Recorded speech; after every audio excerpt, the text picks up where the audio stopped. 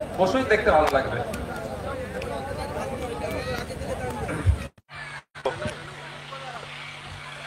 তাই এটা বন্ধ করে দাও ভাই।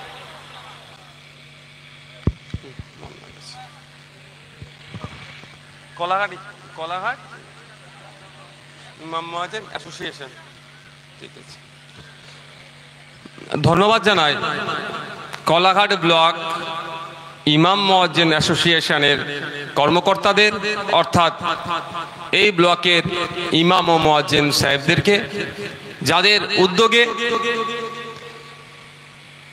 ওয়াকফ সংশোধনী আইন 2025 বাতিলের দাবিতে প্রতিবাদ সভা এবং 40 দিন অতিবাহিত হলো কাশ্মীরের পেহেলগাঁওতে যে বর্বরচিত সন্ত্রাসবাদী হামলা হয়েছে তার বিরুদ্ধেও একটা প্রতিবাদ সভা তারা করছেন। খুবই দরকার ছিল এই বিষয়গুলো নিয়ে চর্চা হওয়া, কারণ যে দুটো বিষয় একটা দেশের নিরাপত্তার সাথে জড়িয়ে আছে, আর একটা বিষয় দেশের নাগরিক অধিকারের সাথে জড়িয়ে আছে। আমি ধন্যবাদ জানাচ্ছি আজকের এই জনসভাতে, প্রতিবাদ সভাতে যে সমস্ত ভাইরা এসে উপস্থিত হয়েছেন, আমাদের বক্তাদের বক্তব্য শুনেছেন। আমি আরো ধন্যবাদ জানাই এই আজকের এই প্রতিবাদ সভার এই মঞ্চের সভাপতি এবং বিভিন্ন বিশিষ্ট ব্যক্তিবর্গ আছে, আমার অত্যন্ত প্রিয় সারোয়ার সাহেব আছেন, আরো যে সমস্ত যারা এসেছেন, অনির্বাণদা আছেন, যারা ইমাম সাহেবরা মঞ্চে আছেন, প্রত্যেককে ধন্যবাদ জানাই মিডিয়া পার্সনদেরকে, যারা আমাদের এই কলাঘাট ব্লক ইমাম মুয়াজ্জিন অ্যাসোসিয়েশনের পক্ষ থেকে এই প্রতিবাদ সভার খবরটা রাজ্যের বিভিন্ন প্রান্তে ছড়িয়ে দেওয়ার কাজ করছেন। ধন্যবাদ জানাই প্রশাসনের বন্ধুদের, যাদের সহযোগিতা নিয়ে এই প্রতিবাদ সভা আমরা সুষ্ঠুভাবে সম্পূর্ণ করতে চলেছি। বন্ধুগণ, আমার পূর্বেকার বক্তারা যথেষ্ট তাদের জ্ঞান গরিমা দিয়ে, অভিজ্ঞতাকে দিয়ে আপনাদের বুঝিয়েছে ওয়াকফ সংশোধনী আইনের বিরোধিতা কেন করছি এবং কাশ্মীরের পেহেলগাঁওতে যে অ্যাটাক হয়েছে সেই বিষয়টা নিয়ে আমিও আমার ক্ষুদ্র জ্ঞান থেকে গুটি কয়েক কথা বলবো। আশা করছি আপনাদের শোনার এনার্জি আছে তো নাকি ভাই? যাদের শোনার এনার্জি আছে একটু হাত তুলুন তো। আপনাদের শোনার এনার্জি আছে তো? শুনতে হবে আপনাদেরকে, শুধু করলে হবে না, এটা নিয়ে চর্চা করতে হবে। কোথায় চর্চা করবেন? আগামীকাল সকালে উঠে কেউ চায়ের দোকানে যায়, কেউ মাঠে যাবে, কেউ ঘাটে যাবে, বিভিন্ন কর্মক্ষেত্রে যাবে, যে যেখানেই যাবেন না কেন সেখানে গিয়ে এটা চর্চা করতে হবে। কি চর্চা করবেন?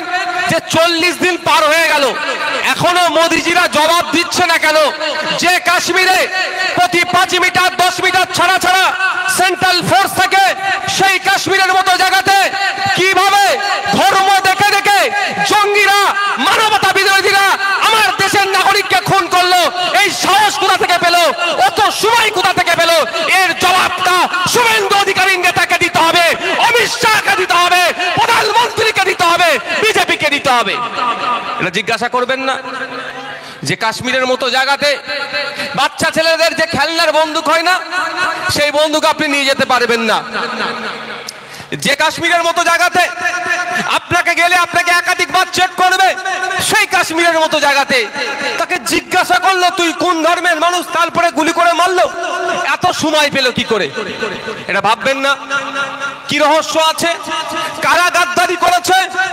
ওরা পাকিস্তান বর্ডার থেকে, পাকিস্তান থেকে নাকি এসে গুলি চালিয়ে আমাদের 26 জন নিরীহ নাগরিককে শহীদ করলো, আমাদের ঝন্টুয়ারি আর ইন্ডিয়ান আর্মির একজন কনস্টেবলকে শহীদ করলো, করে আবার চলে গেল। এটা কি হচ্ছে ভাই? এর জবাব দিতে হবে না? জবাবটা কে দেবে? উত্তরাখণ্ডের ওই গরিব মুসলমান ঠেলাওয়ালাটা, এই মহারাষ্ট্রের ওই ভ্যান চালকটা মুসলিম, তাকে গিয়ে তো প্রশ্ন করছে না কাশ্মীরের ওই শাল বিক্রেতা, সে জবাব দেবে। জবাব তো দিতে হবে যিনি দেশ পরিচালনার দায়িত্বে আছে, যেই দল ভারতবর্ষ পরিচালনা করছে, তাদেরকে জবাব দিতে হবে। ঠিক যেভাবে আমরা জবাব চাইছি মুর্শিদাবাদে যে সাম্প্রদায়িক দাঙ্গা হয়েছে, হিন্দু মুসলমান নির্বিশেষে ক্ষতিগ্রস্ত হয়েছে, এর জবাবটা যেমন আমরা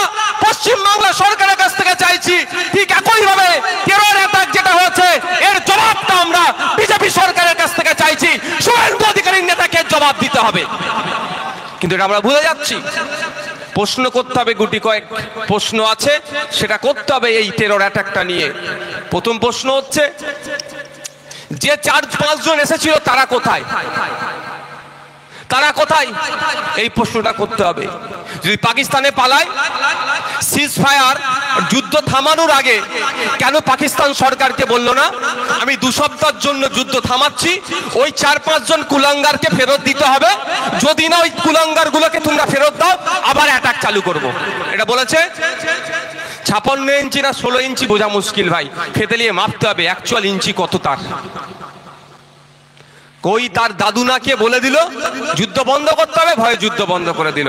কিন্তু তার আগে বলা দরকার ছিল, পাকিস্তান সরকারকে বার্তা দেওয়া দরকার ছিল যে তুমি কমিটমেন্ট করো, তুমি ওয়াদা করো, তুমি শপথ নাও যে আগামী দিন ভারত বিরোধী কোনো শক্তি তোমার দেশে চাষ হবে না, তাহলে আমি যুদ্ধ বন্ধ করবো, নাহলে লাগাতার আক্রমণ করব।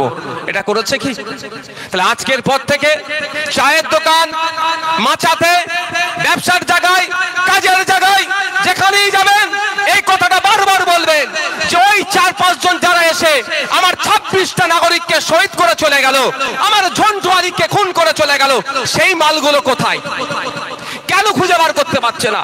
পাকিস্তান, আফগানিস্তান, বাংলাদেশ দাদুর কোলের উপরে উঠে বসে থাকলো, তাদেরকে খুঁজে বার করে আনতে হবে, নিয়ে এসে ভারতবর্ষের আইনে বিচার করতে হবে, সমাজের মধ্যে ফাস্ট ট্র্যাক কোর্টে বিচার করে ফাঁসিতে ঝুলাতে হবে।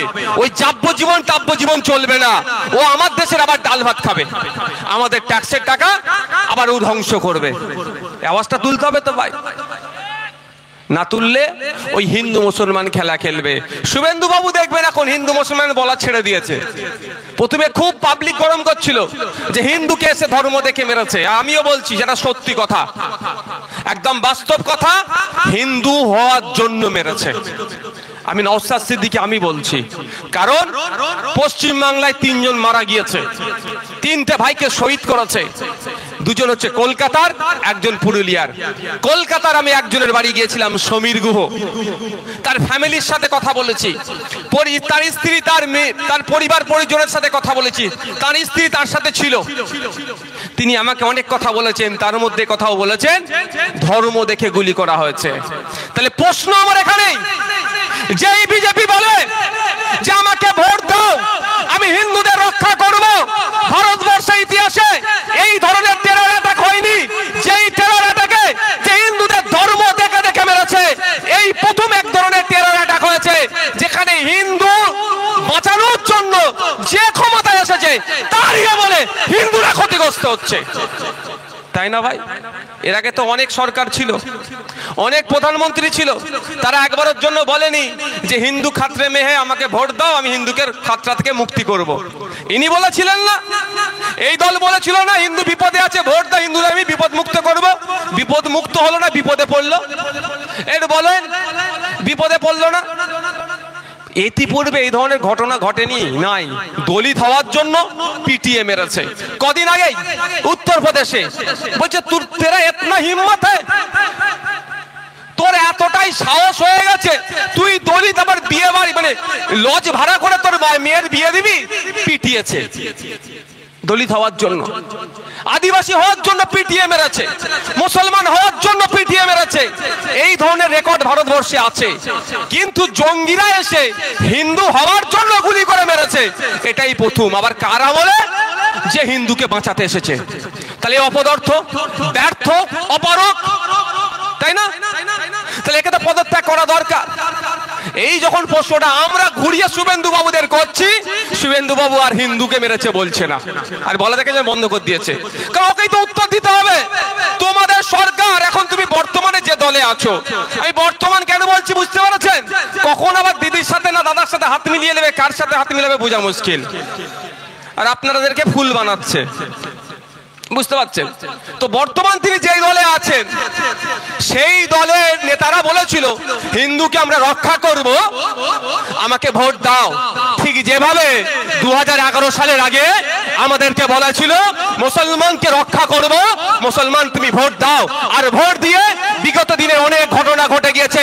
গতকালকে কলকাতার বেহালাতে একটি মুসলিম মহিলা বোরকা পরে গিয়েছিল, ওখানে দাঁড়িয়ে এক অর্ধলঙ্গ এক ভদ্রলোক হচ্ছি, রাজনীতি করছি না, নাহলে তো অন্য কিছু বলতাম।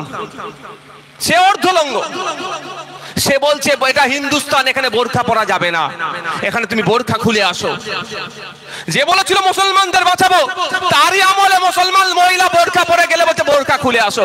সংবিধানের 25 নম্বর ধারাটা খুলে দেখে নিন। সংবিধানের 25 নম্বর ধারাতে বলা আছে, আমি আমার ধর্মচারণ, আমি আমার রিলিজিয়াস প্র্যাকটিস আমি আমার মতো করে করব। প্রত্যেকটা ধর্মের মানুষকে বলা আছে। তো রিলিজিয়াস প্র্যাকটিসের মধ্যে অবশ্যই বোরখাটা ইনক্লুড আছে, সে ধর্মে সংবিধানের গণ্ডির মধ্যে আছে। কিন্তু তাকে বলা হচ্ছে যে তুমি বোরখা খুলে আসো, এটা হিন্দুস্তান। 24 ঘন্টা পার হতে চলে যাচ্ছে, এখনো তাকে তো গ্রেফতার করেনি। প্রশ্ন উঠবে না? পুরো বুকা বানাচ্ছে। একটা কেন্দ্রে আছে, একটা রাজ্যে আছে। কেন্দ্রের বললে খুব মজা লাগে শুনতে, আর রাজ্যের বললে অনেকের বুক ফাটে। কেন বলো তো ভাই? এটা খারাপ জিনিস। অন্যায় অন্যায়, আমি অন্যায় করলে আমারও বিরুদ্ধে আপনাকে বলবেন। যাক, সে প্রসঙ্গে যাচ্ছি না, ফিরে আসি। তো যখনই আমরা কথা বারবার বলছি যে আপনি বলেছিলেন হিন্দু, আর আপনার আমলে আমার হিন্দু ভাই কেন খুন হয়েছে, আপনাকে জবাব দিতে হবে। খুন হয়ে যাওয়ার পিছনে কোন গাদ্দার গুলো আছে, যে গাদ্দার গুলো ওই জঙ্গি গুলোকে আমার দেশে আসতে সহযোগিতা করলো, আমার হিন্দু ভাইদের খুন করতে সহযোগিতা করলো, সেই গাদ্দার গুলোকে খুঁজে বার করতে হবে, ফাঁসিতে ঝোলাতে হবে।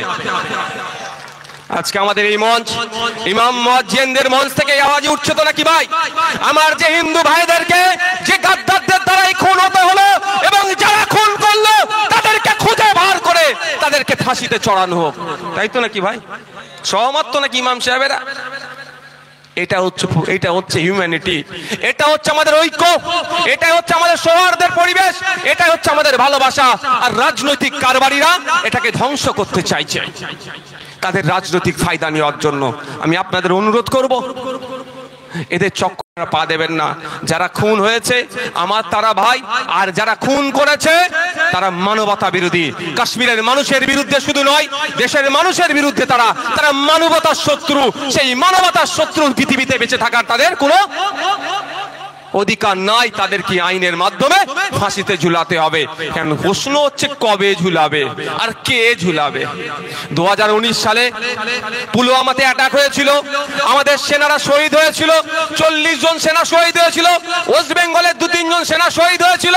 তখনও মোদিজি অনেক বড় বড় কথা বললেন, কিন্তু দিনের শেষে আমরা কি দেখলাম? আবার ভুলে গেলেন। 5 বছর হয়ে গেল, 6 বছর চলছে, এখন আমরা জানতে পারলাম না ওই অ্যাটাকটা কারা করেছিল। 300 কিলো বিস্ফোরক নিয়ে এসে আমাদের সেনার গাড়িতে কারা আক্রমণ চালালো, এখনো জানতে পারলাম না। কিন্তু 2019 সালে নির্বাচনটা মোদিজি সুন্দর করে পার করে নিলেন। তাহলে আমাদের সেনা শহীদ হয়ে গেল, রেখে তিনি নির্বাচনের বৈতরণী পার করে নিলেন, কিন্তু যাদের সেনাগুলোকে যারা শহীদ তাদের খুঁজে বার করতে পারলেন না। অপারক তিনি, আমি মনে করি। তাই আমাদের প্রশ্ন করতে হবে। এখন শুনছি নাকি পানি বন্ধ করে দেবে, ভালো কথা। শুধু পানি কেন, বিজলি কেন বন্ধ করছে না ভাই? পানি দেবো না, ওরা চাষ করতে পারবে না, না খেতে পেয়ে মরবে। চলো, ওয়েল এন্ড গুড, কোনো সমস্যা নেই। তুমি জঙ্গি চাষ করবে, আমার দেশকে তুমি ডিস্টার্ব করবে, আর আমি তোমাকে পানি দেবো? এটা আমি পানি বন্ধ করছে সহমত, কিন্তু প্রশ্ন তো আরেকটা করতে হবে। কি? বিদ্যুৎ বন্ধ করে দিই, তাহলে কি হবে? অন্ধকারে ডুবে মরবে, তাই তো? এদিকে পানি নেই, আবার অন্ধকারে হবে, তাহলে দুদিক থেকে মরবে। তো এটা হওয়া দরকার তো নাকি শুধু পানি বন্ধ করা দরকার? এ বলেন ভাই, দুটোই বন্ধ হওয়া দরকার, কিন্তু দুটো বন্ধ করবে না। কেন বলেন তো? বিদ্যুৎটা যিনি পাঠাচ্ছেন, মোদিজিকে তো হতে গেলে তিনি ক্ষমতায় বসিয়ে রেখেছেন। মানে বুঝতে পারছেন? শিল্পপতিরা বিদ্যুৎ পাঠাচ্ছে, আমার দেশ পাঠায়নি। ব্যবসায়ীরা, ভারতবর্ষে যা সম্পত্তি আছে গুটি কয়েক মানুষ সেটা কন্ট্রোল করছে। যারা কন্ট্রোল করছে তাদের মধ্যে একজন বিদ্যুৎ পাঠাচ্ছে। সেই জন্য দেখবেন শুভেন্দু বাবু বাংলাদেশ নিয়ে অধিকার করলো, সবজি আটকে দেবো, চাল আটকে দেবো, পেঁয়াজ আটকে দেবো, কারণ গরিব মানুষের তো গুলো, গরিব মানুষ মাটি পচাবে। কিন্তু একবারও বললো না ঝাড়খণ্ডের গড্ডা জেলা থেকে যে বিদ্যুৎটা যাচ্ছে মালদা মুর্শিদাবাদে বাংলাদেশে, ওটা বন্ধ করে দেবো, বাংলাদেশটা অন্ধকারে রাখবো। ওটা বললেই শুভেন্দু বাবুকে কি ওপর থেকে ধমকাতে, এই চুপ কর, বেশি বোকা হয়ে যাচ্ছে। ব্যবসাটা এরা ব্যবসার মতো করে নিচ্ছে। পানি বলছে বন্ধ করে দেবে, ভালো কথা, কিন্তু 2019 সালেও তো বলেছিল পানি বন্ধ করে দেবো।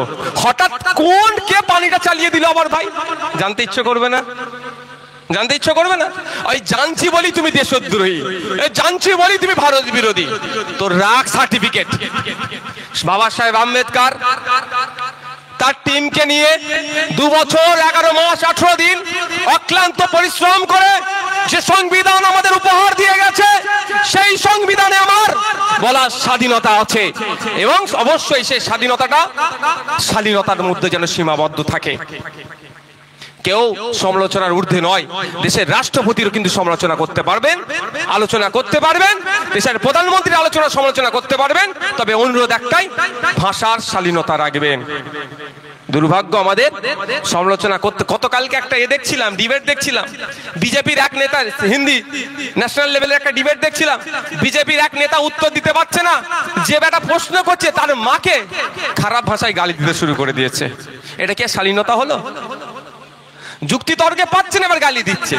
তাই আমি আপনাদের অনুরোধ করব, আলোচনা করতে হবে, জিজ্ঞাসা করতে হবে যে 2019 সালে পানি তো বন্ধ করে দিয়েছিলাম আমরা, আমাদের 40 জন সেনাকে শহীদ করেছিল বলে ওদের দিক থেকে জঙ্গি এসে, হঠাৎ তাহলে পানিটা কে চালালো আর কবে চালালো? তাহলে সে কি হবে? যে পাকিস্তানকে পানি দিচ্ছে তাকে আমরা কি বলবো? কি বলবো? তাহলে ওদের যারা ওই দিয়ে বাজারে গাওয়াচ্ছে না যে হিন্দুকে মেরে দিল, হিন্দুকে মেরে দিল, অবশ্যই হিন্দু ভাইকে মেরেছে, তাকে উল্টে প্রশ্ন করুন, আমার হিন্দু ভাইকে মেরেছে, তাহলে তাদেরকে আমরা আলো দিচ্ছি কেন, বিদ্যুৎ দিচ্ছি কেন, বিদ্যুৎটা বন্ধ করে দিই। তখন দেখবেন উত্তর আসবে না, বলে ওটা মোদিজি যখন করছে খুব একটা ভালোর জন্যই করছে, ঘোড়ার ডিম করছে। 2014 সালে মোদিজি ডায়লগ দিয়েছিলেন, 1 টাকায় $1 পাবো।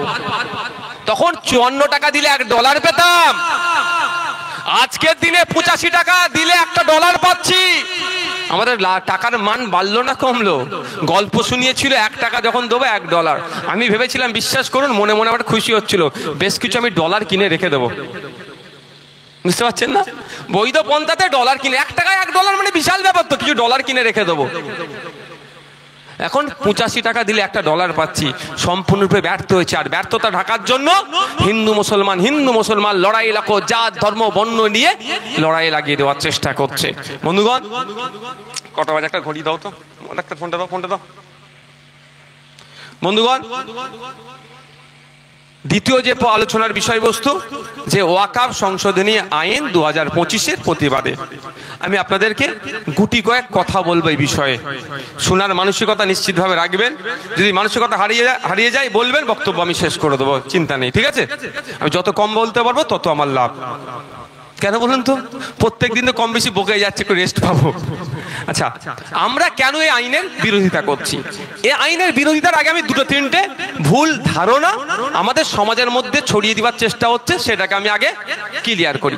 প্রথম যে ভুল ধারণাটা হচ্ছে, সেটা হচ্ছে বিজেপি এই আইনটা পাস করালেও আপনার ভিন্ন সম্প্রদায়ের মানুষ, ভিন্ন জাতের পাশের মানুষ দাঁড়িয়ে গিয়ে এই আইনের সংশোধনীর বিরোধিতা করছে তো ভাই।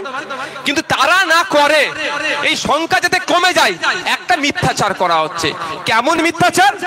বলা হচ্ছে হিন্দু ভাইদের কাছে গিয়ে, তোমার তুলসী তলায় গিয়ে ওয়াকফ বোর্ড যদি বলে এটা ওয়াকফের, তুলসী তলাটা ওয়াকফ বোর্ডের হয়ে যাবে। ওই মন্দিরে গিয়ে যদি বলে এটা ওয়াকফ বোর্ডের, বলছে মন্দিরটা ওয়াকফ বোর্ডের হয়ে যাবে। তোমার বাড়িতে দাঁড়িয়ে যদি বলে এটা ওয়াকফ বোর্ডের, তোমার বাড়িটা নাকি ওয়াকফ বোর্ডের হয়ে যাবে। মানে এই ধরনের মিথ্যাচার করছে। এবার প্রশ্ন, এটা হতে পারে? কেউ মনে হয় এই ধরনের আইন আছে? সেকশন 14 কে ওরা প্রিন্সিপাল অ্যাক্ট 1995 এর সেকশন 14 কে দিয়ে এটা একটা মিথ্যাচার করছে। আমি আপনাদের বলি, এই ধরনের কোনো আইন নাই। আমি একটা প্রমাণ দিলে আপনারা বুঝতে পারবেন।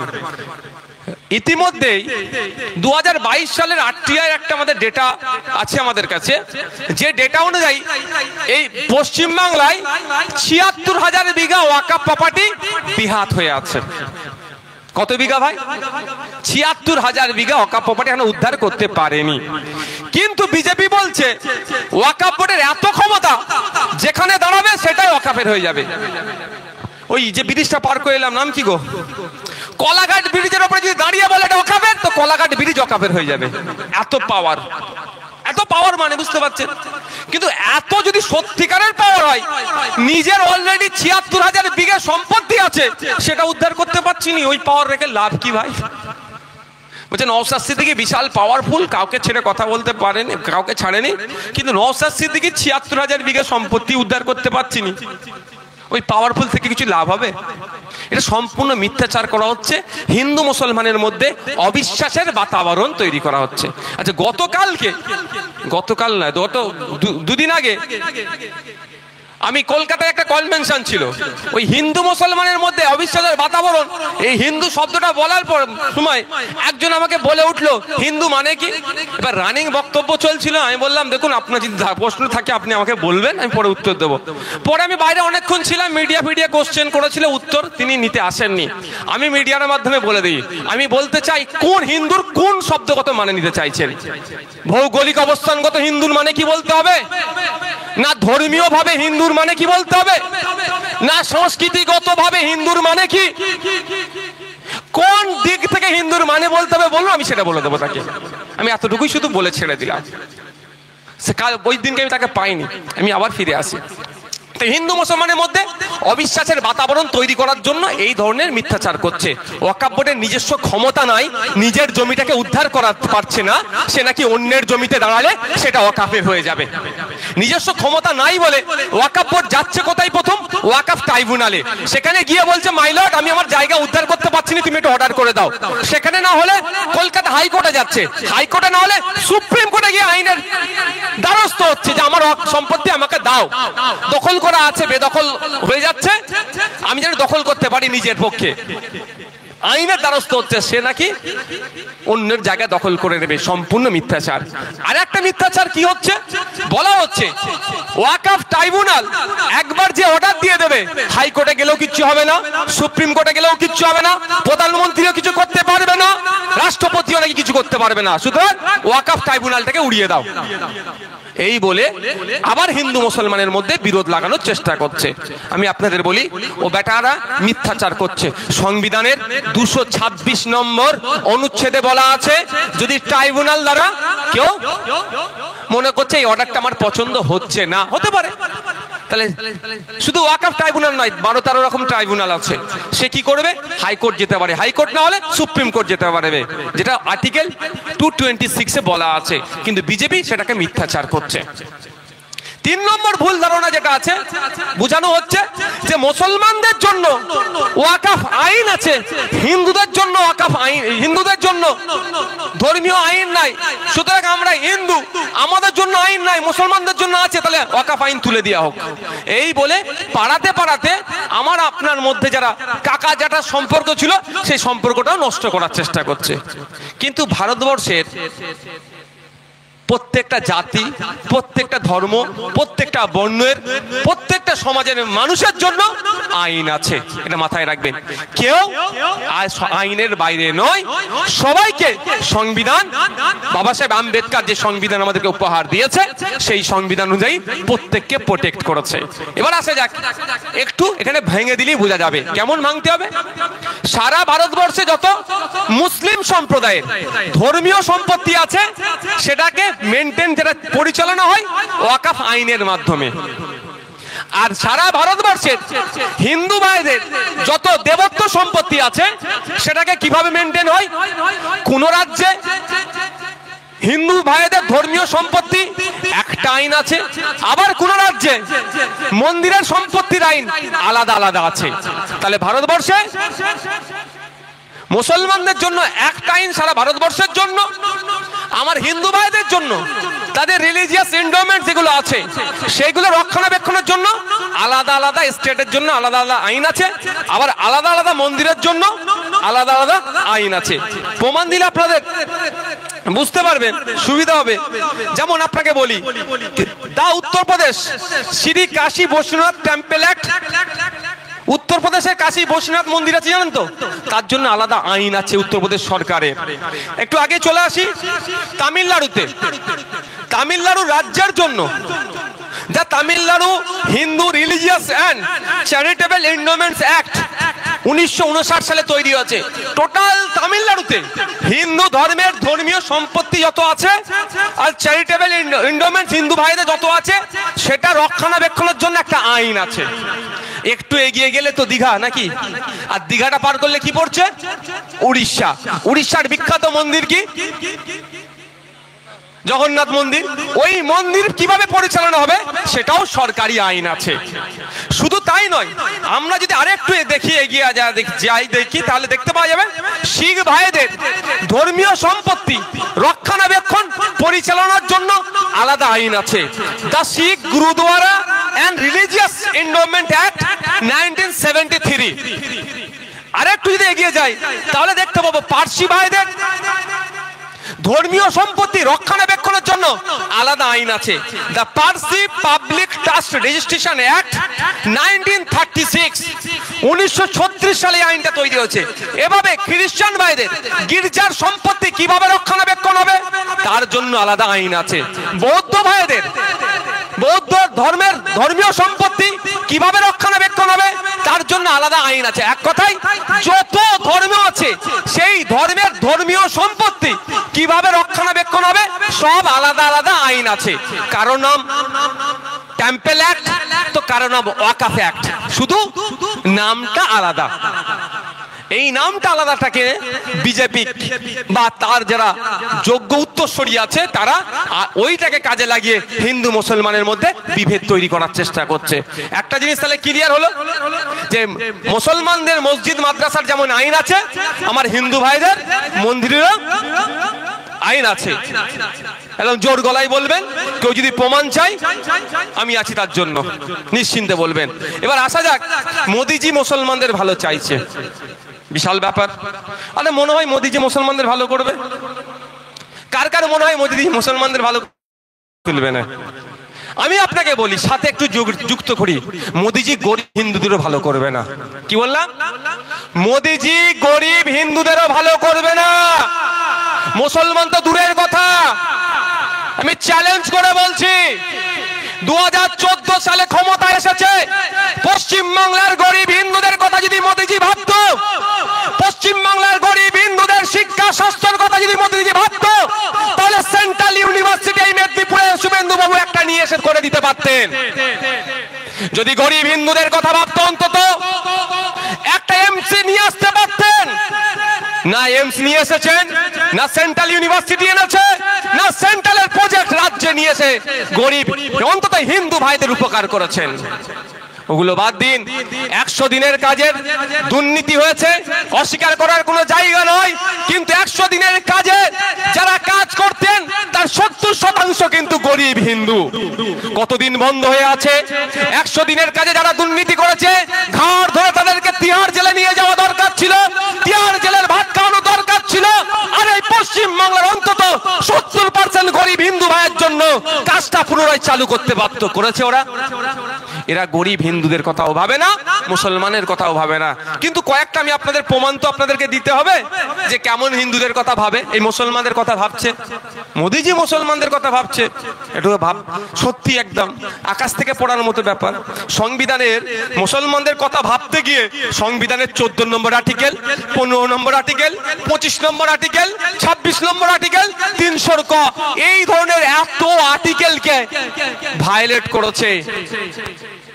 এই আর্টিকেলগুলোর উপরে আঘাত দিয়েছে, মানে এত ভালোবাসে আপনাদেরকে সংবিধান দিয়েছে। বুঝতে পারছেন তো কত ভালোবাসে? তো কে ভালোবাসার নমুনা একটু শুনবেন ভাই, কারো অসুবিধা হচ্ছে না তো? হলে আমি ছেড়ে দেবো ভাই। তাহলে নমুনা শুনতে চাইছেন তো? আর একবার হাত তুলুন তো কারা নমুনা শুনতে চাইছেন। কত ভালোবাসে নমুনা দেখিয়ে দিই। হ্যাঁ, আইনে বলা ছিল এই ওয়াকাফ সম্পত্তি নিয়ে কেউ দুর্নীতি করলে 2 বছর পর্যন্ত তার জেল হবে। আর নতুন আইন যেটা নিয়ে এসেছে সেই আইনে কি করেছে জানেন? জেলের কমিয়ে 6 মাস করে দিয়েছে। তাহলে ওয়াকাফ সম্পত্তি নিয়ে দুর্নীতি বাড়বে না কমবে? মোদিজি যদি ওয়াকাফ সম্পত্তি নিয়ে 2 বছরের জায়গায় 12 বছর জেল করতো, আমি তো স্টেজ থেকে মোদিজিকে স্যালুট দিতাম। তাহলে ওয়াকাফ সম্পত্তির দিকে কেউ তাকাতো না। এই উপকার মোদিজি করেছে। কেমন উপকার করেছে জানা আপনাদের দরকার। ইন্ডিয়ান লিমিটেশন অ্যাক্ট 1963 ওই আইনের অনেক ধারা আছে। ওই আইন আমি অর্ডিনারি একটা আইন, যে আপনি জায়গার মালিক হলেও আপনার জায়গায় যদি কেউ 12 বছর বসবাস করে আপনি তাকে তুলতে পারবেন না। ও তোলার চেষ্টা করলে ও কোর্টে গেলে কিন্তু আপনাকে ওই সত্তার মালিক হয়ে যাচ্ছে। খাতায় কলমে আপনি মালিক থাকলেও ওকে আপনি তুলতে পারবেন না, কারণ 12 বছর একভাবে আছে। এটা লিমিটেশন অ্যাক্ট। আর এই লিমিটেশন অ্যাক্ট কোন ধর্মীয় সম্পত্তির উপরে প্রযোজ্য ছিল না। এই মোদি নতুন আইন করে ওয়াকাফের ক্ষেত্রেও এটাকে অমিট করে দিল। প্রিন্সিপাল অ্যাক্ট 1995 এর 107 নম্বর ধারাতে বলা ছিল যে লিমিটেশন অ্যাক্ট ওয়াকাফের ক্ষেত্রে প্রযোজ্য নয়। অর্থাৎ ওয়াকাফ সম্পত্তির উপরে কেউ যদি 12 বছর কেন, কেউ যদি 22 বছরও বসবাস করে সেই জায়গাটার ক্লেম করতে পারবে না। শুধু ওয়াকাফ সম্পত্তি নয়, আমার অনির্বাণদা আছে, অনির্বাণদা হিন্দু সম্প্রদায়ের মানুষ, সেই অনির্বাণদাদের দেবদেবী সম্পত্তির উপরেও যদি কেউ 12 বছর কেন 32 বছর বসবাস করে সে নিজের জন্য ক্লেম করতে পারবে না। গুরুদুয়ারা সম্পত্তির জন্য পারবে না, পার্সি ভাইদের ধর্মীয় সম্পত্তির ক্ষেত্রে পারবে না। এক কথায় সমস্ত ধর্মীয় সম্পত্তির ক্ষেত্রে ক্লেম করতে পারবে না, এতদিন পর্যন্ত ছিল। আর এখন নতুন আইন করে মোদিজি সেটাকে চেঞ্জ করে কি করে দিল, ওয়াকাফ সম্পত্তির উপরে লিমিটেশন অ্যাক্ট সরিয়ে দিল। কি ক্ষতি হবে আপনারা বুঝতে পারছেন? একটা উদাহরণ দিলে বুঝতে পারবেন ক্ষতি এটাই হবে। আমরা দেগঙ্গার ওইদিকে বেড়াচাপাই পীর গোরাচাঁদ আব্বাসী রহমতুল্লাহ আলাইহির নাম শুনেছি, গুগলে সার্চ করলেও পেয়ে যাবেন। ওখানে গিয়ে ওখানে খোঁজ নিয়ে দেখুন উনার মাজারের 1000 বিঘা ওয়াকাফ সম্পত্তি ছিল। কত বিঘা? 1000 বিঘা। কাটতে কাটতে কাটতে কাটতে কাটতে কাটতে আজ থেকে চুরি হয়নি, সে দেশ স্বাধীনের আগে থেকে চুরি হচ্ছে ওয়াকাফ। হ্যাঁ, কংগ্রেসের আমলে তারাও কেটেছে, সিপিএম এর আমলে তারাও কেটেছে, তবে বর্তমান দিদির আমলে একটু বেশি কাটা হয়ে গেছে। বলছে আগে মাছ চুরি করতেন, পুরো পুকুর চুরি করে নিয়েছে এরা। করতে করতে মাত্র 5 বিঘাও সম্পত্তি বাকি নাই। তাহলে 995 বিঘা সম্পত্তি লুট হয়ে গেছে, বলছে হরি লুট যেটাকে বলে, করে নিয়েছে। কিন্তু এতদিন আইন ছিল যে যদি কোনো শাসক তার যদি সিট দ্বারা সোজা থাকে, 2011 সালের আগে যে গল্পটা দিয়ে ক্ষমতায় এসেছিল, ক্ষমতায় আসলে মুসলমানদের ওয়াকাফ সম্পত্তি উদ্ধার করে দেব, কথার সাথে যদি কাজের মিল রাখতে পারতো তাহলে পীর গোরাচাঁদ আব্বাসী রহমতুল্লাহ আলাইহির মাজারের 995 বিঘা সম্পত্তি বেহাত নয়, পুরো 1000 বিঘা সম্পত্তি কিন্তু উদ্ধার করে দিতে পারতো। সিট দ্বারা সোজা নয়, উদ্ধার হয়নি। যদি আগামী দিনে কেউ সরকার আসে তার সিট দ্বারা সোজা থাকলে উদ্ধার করে দেবে এই ভরসা আমরা রাখি। কিন্তু ওই রাস্তাটা এই লিমিটেশন অ্যাক্টকে তুলে দেওয়ার ফলে আর হবে না। মোদিজি যে নতুন আইন নিয়ে এসেছে, এই আইনে আর কোনোদিনের জন্য ওই 995 বিঘা সম্পত্তি ওই মাজার ফিরে পাবে না। এটা মুসলমানদের উপকার করলো না ক্ষতি করলো? বলুন। এর বিরোধিতা আমরা করছি, কারণ সংবিধানের 15 নম্বর আর্টিকেলে বলা হচ্ছে, 14 নম্বর আর্টিকেলে বলা হচ্ছে আপনার ইকুয়ালিটি বিফোর লর কথা বলা হচ্ছে, 15 নম্বর আর্টিকেলে বলা হচ্ছে জাত ধর্ম লিঙ্গ বর্ণ দেখে আলাদাভাবে ট্রিট করা যাবে না। আর আমি তখন প্রশ্ন তুলছি, মুসলমানদের ধর্মীয় সম্পত্তিতে যদি লিমিটেশন অ্যাক্ট লাগু হয়ে যায় তাহলে তো প্রশ্ন আমি তুলবই, আমার রাইট আছে। অন্য অন্য ধর্মীয় সম্পত্তির ক্ষেত্রে কি এই আইনটা আছে না তুলে দেওয়া হয়েছে? তখনই দেখা যাবে কি, তখনই বলবে নওশাদ সিদ্দিকী সাম্প্রদায়িক। কিন্তু না, সংবিধান আমাকে বলার অধিকার দিয়েছে। এখানে তো ধর্মের জন্য আলাদাভাবে ব্যবহার করা হচ্ছে না, আপনাকে আপনার উপর অত্যাচার নামানো হচ্ছে। যেখানে আমার হিন্দু ভাইদের ধর্মীয় সম্পত্তিতে যত বছরই বসে থাকুক না কেন ওই দখল নিতে পারে, আমার খ্রিস্টান ভাইদের ধর্মীয় সম্পত্তিতে যত বছর বসে থাকুক না কেন দখল নিতে পারবে না, আমার শিখ ভাইদের ধর্মীয় সম্পত্তিতে যত বছরই বসে থাকুক না কেন দখল নিতে পারবে না। সেখানে আইন চেঞ্জ করে মুসলিমদের সম্পত্তিতে 12 বছরের লিমিটেশন একটা চাপিয়ে দেওয়া হলো কেন? এবার 12 বছর বসেছে না 12 ঘন্টা বসেছে না 12 দিন বসেছে, আপনি বলতে পারবো তো? সবই তো ওদের, ঢাল তলোয়ার যা আছে ঢোল সবই ওদের, তো ওদের মানে শাসকের। কেউ 12 ঘন্টা বসে যদি সার্টিফিকেট করে নাই না ও প্রধানকে দিয়ে, না ওই লোকটি 12 বছর ধরে বসে আছে, আপনি কি করবেন বলুন? আপনি কিছু করতে পারবেন? তবে সম্পত্তিগুলো লুটার একটা জায়গা হয়েছে। আমি একটা কথা বলবো অন্য বিষয়ে, তার আগে বলে দিই, এই আমাদের মধ্যে কিন্তু এটা ঢুকিয়ে দেওয়া হচ্ছে এই ওয়াকফটা মুসলমানদের বিষয়, মুসলমানরা লড়াই করবে।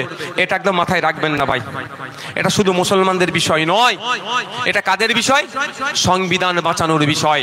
আজকে যেটা আমার আগের বক্তা দাদা ঠিক কথা বলেছেন, একদম বাস্তব কথা। আজকে ওয়াকফ সম্পত্তির উপরে নজর পড়েছে, কালকে গুরুদুয়ারা সম্পত্তির উপরে নজর পড়তে পারে, তারপরের দিনে খ্রিস্টানদের ধর্মীয় সম্পত্তির উপরে নজর পড়তে পারে, তারপরে শিখ ভাইদের পার্সি ভাইদের ধর্মীয় সম্পত্তির উপরে নজর পড়তে পারে। সর্বশেষে আসলে কিন্তু দেবত্ব সম্পত্তিকে ওরা ছেড়ে কথা বলবে না, তুলসী তলাকে ওরা ছেড়ে কথা বলবে না, কারণ এটা কিন্তু ধর্মীয় লড়াই নয়, এটা পুঁজিপতিদের নজর পড়েছে। কলকাতার প্রাইম প্রপার্টি গুলোকে দখল নিতে হবে, দিল্লির প্রাইম প্রপার্টি গুলোকে দখল নিতে হবে, মুম্বাইয়ের প্রাইম প্রপার্টি গুলোকে দখল নিতে হবে। সারা ভারতবর্ষের যত বড় বড় শহর আছে, সেই শহরের প্রাইম প্রপার্টি গুলোর মধ্যে ওয়াকফ সম্পত্তি আছে, সেইগুলোকে দখল নিতে হবে। দখল নেওয়ার জন্য আইন চেঞ্জ করেছে। এটা হিন্দু মুসলমানের লড়াই নয়। যদি হিন্দু মুসলমানের লড়াই হতো তাহলে পার্লামেন্টের মধ্যে দাঁড়িয়ে যারা বিজেপির এই নিয়ে আসা নয় বিলের বিরুদ্ধে লড়াই করেছিল, যারা লড়াই করেছে, তর্ক করেছে, ভোট দিয়েছে, বিরোধিতা করেছে, তার মধ্যে কিন্তু 90 থেকে 95% মানুষ হিন্দু, দলিত, আদিবাসী, খ্রিস্টান, বিভিন্ন ধর্মের মানুষ। যারা সুপ্রিম কোর্টে লড়াই করছে, আমি সুপ্রিম কোর্টে মামলা করেছি, আমার 7টা উকিল আছে সুপ্রিম কোর্টে, তার মধ্যে 4টে তো ভাই মুসলিম সম্প্রদায়ের নয়। কি দরকার তাদের? যদি হিন্দু মুসলমানেরই ব্যাপার হয়, এটা কেন লড়াই করবো আমার হয়ে? বলেন ভাই, এটা হিন্দু মুসলমানের লড়াই নয়। লড়াইটা কি?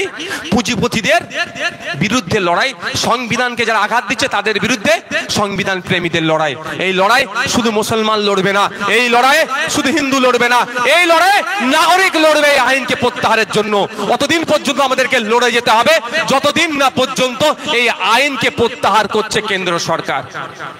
আপনাদেরকে একটা কথা বলি, আর কতক্ষণ টাইম আছে গো আজান হতে? ইমাম সাহেব ভাইরা কতক্ষণ? তাহলে আর কয়েকটা পয়েন্ট বাকি আছে, বলবো। দেখুন, এই একটা জায়গাতে আমার সাথে রাজ্য সরকারের মত পার্থক্য।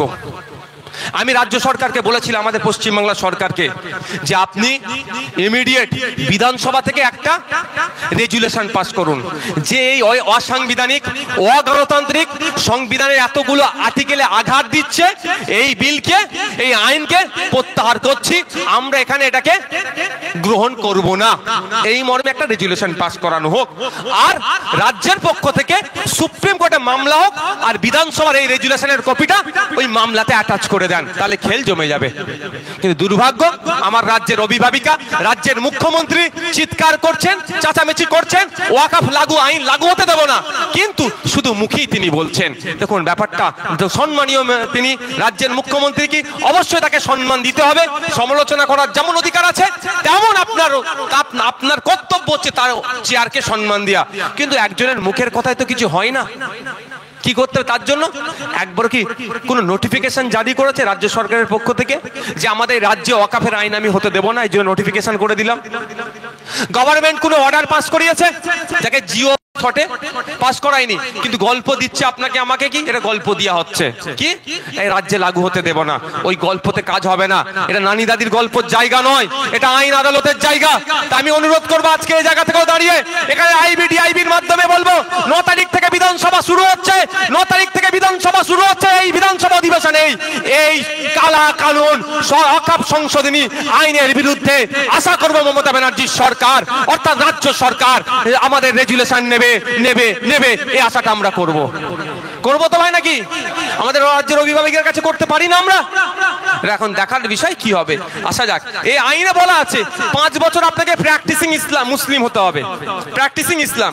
এবার বলুন, সংজ্ঞা দেওয়া নাই যে প্র্যাকটিসিং ইসলামের ডেফিনেশন দেওয়া নাই যে কিভাবে প্র্যাকটিসিং ইসলাম হচ্ছে। দাঁড়িয়ে রাখতে হবে কত বড়, জুব্বা পড়তে হবে নাকি দাঁড়িয়ে রাখতে, কপালে কি নামাজ পড়ে পড়ে কপালে দাগ হয়ে যেতে হবে, কিছু বলা নেই। শুধু বলা আছে 5 বছর প্র্যাকটিসিং ইসলাম। আমি সবার কথা বাদ দিলাম, আমার একটু ফাঁকিবাজি হয়ে যায় মাঝে মধ্যে। ইমাম সাহেবরা, ফাঁকিবাজি করার তো কোনো জায়গা নেই, নামাজ তাকে 5 ওয়াক্ত পড়াতে হবে, দিচ্ছ 2500 টাকা মাইনে, আর তাকে বাদে খাটিয়ে নিচ্ছ। এটাও কিন্তু খুদার কাছে জবাব দিতে হবে। মসজিদে যারা নামাজ পড়তে যাচ্ছে, এটা মাথায় রেখো, এটাও মাথায় রেখো, হ্যাঁ ছাড়বে না আল্লাহ। যাক ওই বিসঙ্গ পরে বলবো।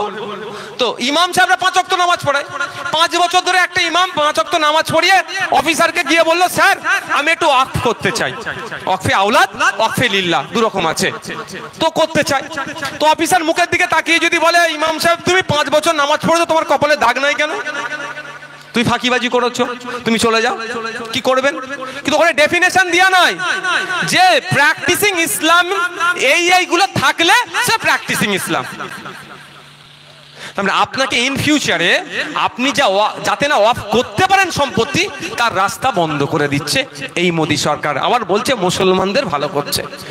ইমাম সাহেব ঘরে গিয়ে জামিনের পেরেক দিয়ে একটু কপাল ফপাল ছিঁড়ে ফেলেছে, দাগ হয়ে যাবে না ছিঁড়লে? তারপরে সব তো অফিসে গেছে, এই দেখুন স্যার আমার কপালে দাগ হয়ে গেছে। অফিসার যদি বলে এই বছরে 29টা রোজা হয়েছে, আপনি তো 25টা রোজা রেখেছেন, 4টে তো ছেড়ে দিয়েছেন, আপনি মুকাম্মাল মুসলমানই নয়। প্র্যাকটিসিং মুসলিম মানে আমি যদি বলি মুকাম্মাল মুসলমান, তাই তো নাকি? এটাই আসছে তো। তাহলে আপনি কি করবেন?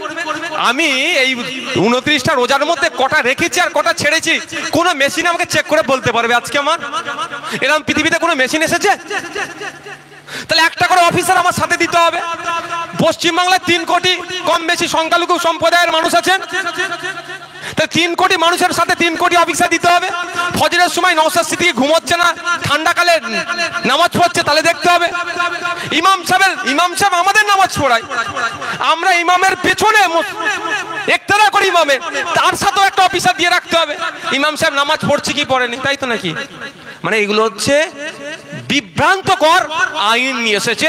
এই আইনে আগামী দিনে ওয়াকফ যাতে না করা যায়, এর বিরুদ্ধে তো আমরা। আচ্ছা এটা কি? এবার আসা যাক, হিন্দু ভাই যদি ইচ্ছা করে মন্দিরের নামে সম্পত্তি দেবো, তাহলে সেই হিন্দু ভাইকে কি 5 বছর ধরে হিন্দু হতে হবে? এই আইন আছে? এটা জানতে আমাদের ইচ্ছা করবে না? এটা জানতে গেলে কেউ সাম্প্রদায়িক হয়ে যায় না, বরঞ্চ যে জানার চেষ্টা করবে সে দায়িত্বশীল নাগরিক, যে জানার চেষ্টা করবে, যেটা নিয়ে চর্চা করবে, সে সংবিধান প্রেমী। খ্রিস্টান ভাইরা যদি মন্দির গির্জার জন্য সম্পত্তি উৎসর্গ করতে চাই, তাকে 5 বছর ধরে খ্রিস্টান হতে হবে, এরকম কি কোনো আইন আছে? এরকম আইন নেই। আর মুসলমান যদি ওয়াকফের জন্য সম্পত্তি অফ করতে চাই, তাকে 5 বছর ধরে মুসলমান থাকতে হবে। আবার প্র্যাকটিসিং মুসলমান, শুধু নাম কাস্তে মুসলমান নয়, বা দাদু মুসলমান ছিল, বাপ মুসলমান, আমিও মুসলমান হয়েছে, ওই মুসলমান নয়, প্র্যাকটিসিং মুসলমান। সেটা কেমন হবে সেই সংজ্ঞাটা ভবিষ্যৎটা পুরো আটকে দিল। তো এর বিরুদ্ধে তো আমাদের লড়াইটা হিন্দুর বিরুদ্ধে নয়, লড়াইটা দেশের বিরুদ্ধে নয়, লড়াইটা বিজেপির নিয়ে আসা কালো আইনের বিরুদ্ধে। এটা মাথায় রাখবে। এই আইনে বলা আছে ওয়াকফ ইউজার বাতিল করেছে। ভালো করে বুঝবেন, এটা খুব গুরুত্বপূর্ণ বিষয়। ওয়াকফ ইউজারটা কি জিনিস? আপনাদের এখানে যারা মানুষজন আছেন, বাড়িতে আজকে যারা দেখবেন 100 বছর 150 বছর 200 বছরের মাদ্রাসা মসজিদ ঈদগাহ আছে না নাই? কিভাবে পেয়েছেন? আপনার পাড়ার মুরব্বীরা খোঁজ নিন, তার দাদু ওই সময় যারা ছিল একটু জমি জায়গা জমিদার, এই তোদের কবর দেওয়ার অসুবিধা হচ্ছে, ওই গ্রামে গিয়ে কবর দিতে হয়, এলে আমার ওই বাঁশবাগানের ধারে ওই 2 বিঘে জায়গাটা আছে, তোরা কবর দিবি, ছেড়ে দিলাম, গ্রামের সবাই কবর দিবি। এইভাবে হয়ে আসছে না ভাই? মসজিদ তোরা 3টে পাড়া 4টে গ্রাম পার হয়ে নামাজ পড়তে যাস, বর্ষাকালে খুব অসুবিধা হয় তোদের, তাই না? বলে হ্যাঁ বাবু অসুবিধা হয়। আলে আমি 10 কাঠা জায়গাটা, উঁচু জায়গাটা আছে, তোরা না মসজিদ করে নিবি, যে আল্লাহর রাস্তা দিয়ে দিলাম। এরকম ভাবে হয় না তো? এইরকম ভাবে হয়ে আসছে তো। এটা ব্যবহার হতে হতে ওয়াকফ ইউজার যদি বলি, ব্যবহার হতে হতে আর সহজে যদি বলি, মৌখিক ভাবে যেটা দান করেছে আমার পূর্বপুরুষেরা, আপনাদের পূর্বপুরুষকে অফ করে দিয়েছে আল্লাহর রাস্তায়, এটা মোদি তুলে দিচ্ছে, নতুন আইনে তুলে দিচ্ছে। কি ক্ষতি হবে? সারা ভারতবর্ষে 8 লক্ষ একর ওয়াকফ সম্পত্তি আছে, তার মধ্যে 50% অর্থাৎ 4 লক্ষ একর ওয়াকফ সম্পত্তি ওয়াকফ ইউজার মৌখিক দান। মোদিদের ধান্দা তো ওই 4 লক্ষ একরটাকে দখল করার। বুঝতে পেরেছেন? আজকে একটা পোর্টালে ছেড়েছে নাকি 6 মাসের মধ্যে কি হবে, নাম রেজিস্ট্রেশন করতে হবে, 21-22টা পয়েন্ট দিয়ে, 22টা পয়েন্টের মধ্যে বলা আছে তুমি যার কাছ থেকে তুমি সম্পত্তিটা পেয়েছো তার ডিটেলস দিতে। এবার আপনি বলুন, আপনি তো 5 দাদু আগে ভোট দিয়ে আসছেন ওইখানে, তাই না? ওই পাঁচ দাদুকে খুঁজে পাবেন এখন, যেই পাবেন না ওটা বলবে সরকারের দখলে। আজকে এটা মোদি ছেড়ে দিল, আর আমাকে যিনি বাঁচাবেন বললেন পশ্চিম বাংলায় ওয়াকফ হয়ে কিছু করতে দেব না। আমাদের শ্রদ্ধেয় সম্মানীয় মাননীয় মুখ্যমন্ত্রী কিন্তু এই বিষয়ে কিছু বললেন না। একটা শ্মশানের নামকে কেউ এডিট করে দিলে মাননীয় প্রেস কনফারেন্সে বলে দেয় এটাকে অমন করেছে, এটা উচিত হবে না। এত বড় বিষয় মুসলমানদের ওয়ামসি পোর্টালে 6 মাসের মধ্যে আপলোড করার ঘোষণা দিচ্ছে, এ নিয়ে কোনো কথা বলছে না। যাক, আমি আবার ফিরে আসছি। ওয়াকফ বা ইউজারটা হচ্ছে এই রকম ভাবে হয়েছে। আচ্ছা, এইটাকে এখন মোদিজি বাতিল করে দিচ্ছে, অর্থাৎ রেজিস্ট্রেশন ছাড়া যে ওয়াকফগুলো হয়েছে সেগুলো সব বাতিল।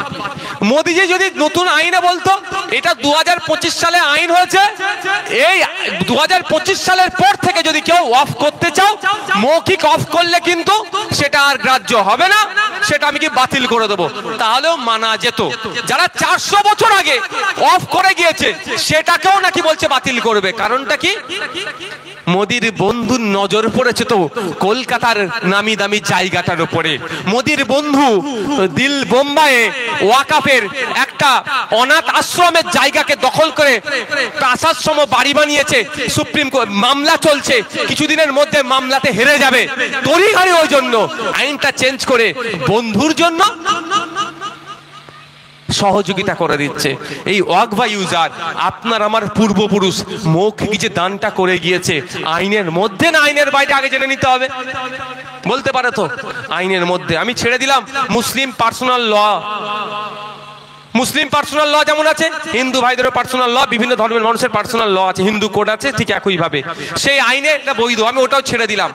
আমি কটা কথা বলছি। ইন্ডিয়ান এভিডেন্স অ্যাক্ট 1872, এই আইন অনুযায়ী মৌখিক হেবা, মৌখিক দানটা হচ্ছে বৈধ। ইন্ডিয়ান কন্ট্যাক্ট অ্যাক্ট 1872 সালে ইন্ডিয়ান কন্ট্যাক্ট অ্যাক্ট যেটা আছে, ওই অনুযায়ী আপনার আমার দাদু যে মৌখিক দান করে গেছে সেটা বৈধ। আচ্ছা, ট্রান্সফার অফ প্রপার্টি অ্যাক্ট 1882 সালের ট্রান্সফার অফ প্রপার্টি অ্যাক্ট অনুযায়ী আপনার আমার দাদু যে সম্পত্তিটা অফ করে গেছে মৌখিক, এটা কবরস্থানের জন্য দিয়ে দিলাম আল্লাহর হস্তে, এটা মাজারের জন্য দিলাম, এটা মসজিদের জন্য দিলাম, এটা ঈদগাহর জন্য দিলাম, এটা জলসার জন্য দিলাম, সবটাই বৈধ। শুধু তাই নয়, 2000 সালে একটা সুপ্রিম কোর্টে মামলা হয়েছিল, লিয়াকত আলী মনম মোহাম্মদ জামিল। এই মামলাতে সুপ্রিম কোর্ট অর্ডারও দিয়েছে মৌখিক অফকে, মানে হেবা মৌখিক দানের পক্ষে। এত আইন থাকার পরেও শুধু সংখ্যার জোর দেখিয়ে মোদিজি এটাকে কি করছে, পাস করিয়ে নেওয়ার চেষ্টা করেছে। আমরা সেটাকে আইনি লড়াই করে আটকেছি। এখন আমাদের করণীয় কি? কি করণীয় সেটা জানতে হবে না ভাই? করণীয় হচ্ছে আমাদের দুটো, একটা আইনি লড়াই করা, সুপ্রিম কোর্টে করছি, আর একটা মাঠে ময়দানে গণতান্ত্রিক প্রক্রিয়ায় শান্তিপূর্ণভাবে লাগাতার আন্দোলন চালিয়ে যেতে হবে। কেউ যদি বলে পশ্চিম বাংলায় আন্দোলন করা যাবে না, তার কথাকে পাত্তা দেওয়ার প্রয়োজন নেই। হ্যাঁ, পশ্চিম বাংলায় আন্দোলন হবে, শান্তিপূর্ণ আন্দোলন হবে, মেদিনীপুরে আন্দোলন হবে, বাঁকুড়াতে হবে, বীরভূমে হবে, দক্ষিণ 24 পরগনা হবে, উত্তর 24 পরগনা হবে, কলকাতাতে হবে, ফুরফুরা শরীফে হবে, প্রতাপপুরে হবে, সারা রাজ্যে আন্দোলন হবে, কেউ আটকাতে পারবে না। এটা মাথায় রাখা জানো। তবে হ্যাঁ ভাই, অনুরোধ এটাই, অবশ্যই এটাও আমিও চিন্তিত, আমাদের রাজ্যের উপরে শকুনের নজর পড়েছে। কি বললাম? শকুনের নজর পড়েছে আমাদের রাজ্যের উপরে। আমরা শান্তি শৃঙ্খলার সাথে একে অপরের সাথে কত সৌহার্দ্যের সাথে ছিলাম, আর এখন এরা শুধু রাজনীতি করার জন্য, ক্ষমতায় আসার জন্য হিন্দু হিন্দু ভাই ভাই স্লোগান তুলে হিন্দু মুসলমানের মধ্যে বিভেদ লাগাতে চাইছে। যারা এটা করছে তাদের বলবেন, এই তিলোত্তমা কে রে ভাই? উত্তর দে। তার ধর্মীয় পরিচয়টা কি? সিবিআই বলছে 54 জন ওই রাত্রে ওই করিডোরে যাতায়াত করেছে, কিন্তু সিবিআই ওই 54 জনকে খুঁজে বার করছে না কেন? তুমি হিন্দু হিন্দু ভাই ভাই বলছো, আর উত্তরপ্রদেশে হিন্দুর বাড়িতে হিন্দু গরিব হিন্দু বলে সেই লজ ভাড়া করে বিয়ে করছিল, তাকে পিটিয়েছে, তা নিয়ে তুমি কথা বলো না কেন? তুমি বলছে হিন্দু হিন্দু ভাই ভাই, শুনছি তোমার পেট্রোল পাম্প আছে, পেট্রোল পাম্পের উপরে লিখে দাও হিন্দু ছাড়া এখানে পেট্রোল বিক্রি নাই, লিখতে পারবে? ব্যবসা তখন বলবে না, হবে না। আর ভোটের সময় হিন্দু হিন্দু ভাই ভাই, ভোট মিটে গেলে হিন্দু আর বলবেন না, বলা যাবে না, ওটা স্টেজ। তো বুঝতে পারছেন কি বলছি? এটাও কিন্তু কালো নয়, আমাদের কালো মেঘ, আমাদের শান্তির বাংলা, সম্প্রীতির বাংলা। উপরে আসছে, এটাকে আটকাতে কাদেরকে হবে? দেশের রাজ্যের জনগণকে। হিন্দু মুসলিম নির্বিশেষে রাজনীতির ঊর্ধ্বে গিয়ে, ধর্মের ঊর্ধ্বে গিয়ে, যে যার ধর্ম যে যার কাছে অবশ্যই থাকবে, ধর্ম ধর্মের স্থানে থাকবে, ধর্ম মানুষের বুকে থাকবে। আমরা মানুষ মানবতার জয় করব। যে ধরনের যেই হোক না কেন, সাম্প্রদায়িক কথা বললে তার বিরুদ্ধে আমরা ঐক্যবদ্ধ হয়ে লড়াই করব। মুসলমান হয়ে যদি হিন্দুর বিরুদ্ধে কথা বলে, আমরা মুসলমান ওই লক্ষ্মীর বিরুদ্ধে আগে কথা বলবো। হিন্দু হয়ে যদি মুসলিমের বিরুদ্ধে কথা বলে, আমরা মুসলমান হিন্দু হয়ে এই হিন্দু লোকটির বিরুদ্ধে কথা বলবো। আমাদের মধ্যে থেকে কেউ বিশৃঙ্খলা করবে, আমি প্রশ্রয় দেব না। দিনের শেষে মানুষ, এটা মাথায় রাখবেন। আপনাকে আমাকে লড়িয়ে দিয়ে বিধায়ক হয়ে মন্ত্রী হয়ে চলে যাবে, আর বিধায়কের মাইনে 1,21,000 টাকা হবে, আর আপনি মাথা ফাটবে, আপনি কেস খাবেন, আপনি জেলে যাবেন, আপনার পাশে কেউ থাকবে না। ওই বছরে একবার করে নন্দীগ্রামে দেখেছেন তো, কে আগে মালা দেবে তার রেসারেসি করছে, কিন্তু যাদের বাড়ির লোকগুলো শহীদ হলো তারা কি অবস্থায় সারা বছর খুঁজে পাওয়া যায় না। ভুল বললাম না? কি মালা দেওয়ার জন্য লড়াই করে, কিন্তু বাকি 364 দিন কিভাবে খাচ্ছে, ঘুরছে, পরিবারটা কি আছে? তাই নয়। আপনাদের পশ্চিম, এখান থেকে পশ্চিম মেদিনীপুর কাছাকাছি তো ভাই, সেই কার হাত কেটে নিয়ে গেছিল, পা কেটে নিয়েছিল, এরকম অনেক ঘটনা ঘটেছিল। কারা কেটেছে না কেটেছে আমি বিতর্কে যাবো না, সত্যতা আমি জানি না, কিন্তু তাদের সংসার এখন কেমন করে চলছে আপনারা জানেন কি? তাদেরকে নিয়ে তো রাজনাথ সিংকে সাথে করে নিয়ে দিল্লিও ঘুরিয়ে নিয়ে এসেছিল। কে বুঝতে পেরেছেন তো? তাদের এখন সংসার চলছে না, কিন্তু উদাহরণের জন্য সবাই সেইটাকে টানে। এইরকম হাত কেটে নিয়েছিল, পা কেটে নিয়েছিল, গলা কেটে নিয়েছিল, কিন্তু যাদেরকে দেখিয়ে আপনি ভোটে ক্ষমতায় আসলেন তাদের খোঁজ নিলেন না। আমার অনুরোধ এটাই যে ভোটের জন্য ধর্মীয় রাজনীতির শিকার আপনারা হবেন না। ভালো লাগলে কার ইচ্ছা যাবেন, ভোট দেবেন, ঠিক আছে, কিন্তু রাজনীতির শিকার হবেন না। দিনের শেষে প্রতিবেশী, এটা মাথায় রাখবেন। ধন্যবাদ জানাই আমি কলাঘাট ব্লক ইমাম মুয়াজ্জিন অ্যাসোসিয়েশনের প্রত্যেকটা কর্মকর্তাদের, যাদের প্রচেষ্টায় আজকে একটা শান্তিপূর্ণ প্রতিবাদ সভা সমাপ্ত হতে চলেছে। আরো ধন্যবাদ জানাই প্রশাসনের বন্ধু সহ আজকে যারা এই সমাবেশে এসেছেন, মূল্যবান সময় আপনারা দিয়েছেন আমাদেরকে। আমরা আমাদের যে সমস্ত বক্তারা আছেন তাদের পক্ষ থেকে যতটা পেরেছি আমরা তুলে ধরেছি, আপনাদেরকে জানিয়েছি। আমি আশা করব আপনারা আমাদের বক্তাদের বক্তব্যকে নিশ্চিতভাবে পাথেয় করে বাস্তব জীবনে চলার চেষ্টা করবেন। ধন্যবাদ সকলে, ভালো থাকবেন। অসংখ্য ধন্যবাদ।